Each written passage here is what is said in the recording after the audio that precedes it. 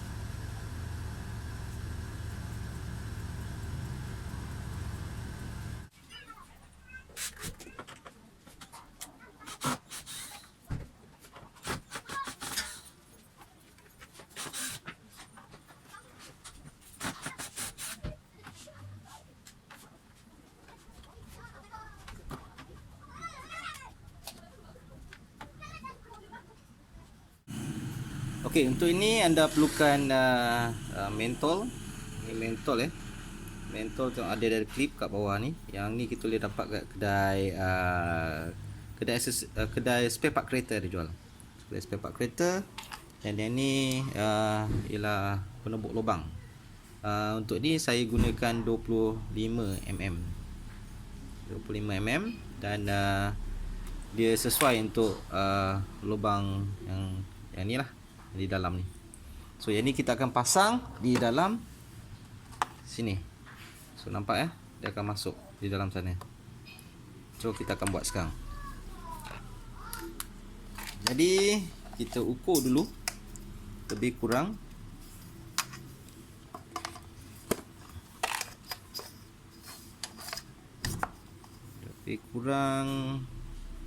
dekat sini saya nak guna 5 point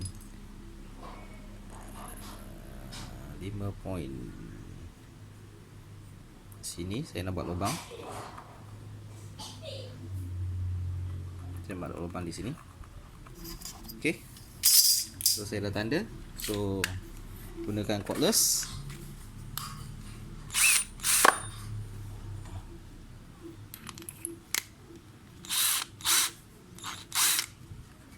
Dan kita akan menebuk lubang di dalam sini.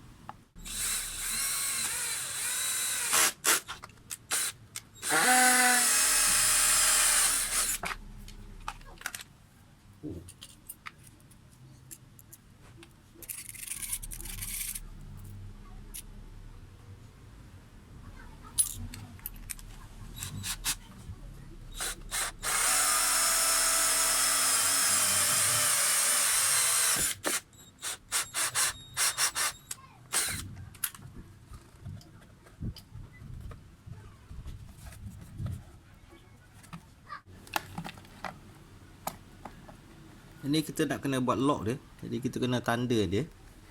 Tandakan dekat, nampak dia punya ni.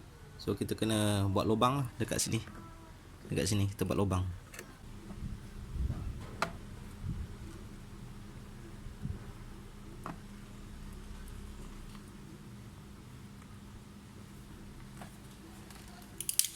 Dan kita gunakan pisau, kita tebuk bahagian yang kita tanda tadi.